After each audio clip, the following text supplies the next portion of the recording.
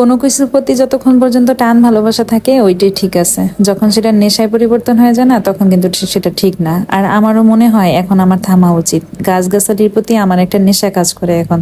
হাতে টাকা থাকুক আর না থাকুক, যেই গাছটা দেখি আমি সেই গাছটার জন্য পাগল হয়ে যায়। আমিও আমার এই পরিবর্তনটা ইদানিং খেয়াল করতেছি। অনেকদিন যাবত ভাবতেছিলাম আমার কিছু ক্যাকটাসের প্রয়োজন। ক্যাকটাস ইদানিং অনেক ভালো লাগে, কেন জানি নতুন নতুন আমার শখ হয়, নতুন নতুন জিনিস আমার ভালো লাগে। এই অভ্যাসটা কই থেকে যে শুরু হইলো আমি বুঝলাম না। তো সেখান থেকে কিছু ক্যাকটাস অর্ডার করি, এগুলা জিম্বা জিম্বা না জিম্বু জানি বলে, আমি জানি না।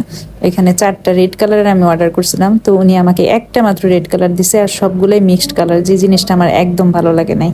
আর তার সাথে ছিল এই ছোট্ট একটা টপ। ছবিতে অনেক বড় বড় দেখা গেছিল, কিন্তু সামনে আনার পর তো আমি হতবাক হয়ে গেছি যে এত ছোট এইগুলা।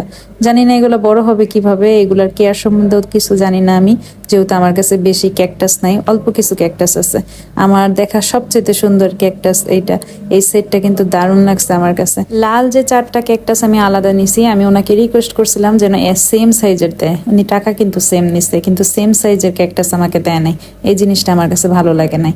আর এগুলার কেয়ার সম্পর্কে কে কি জানেন অবশ্যই আমাকে জানাতে ভুলবেন না।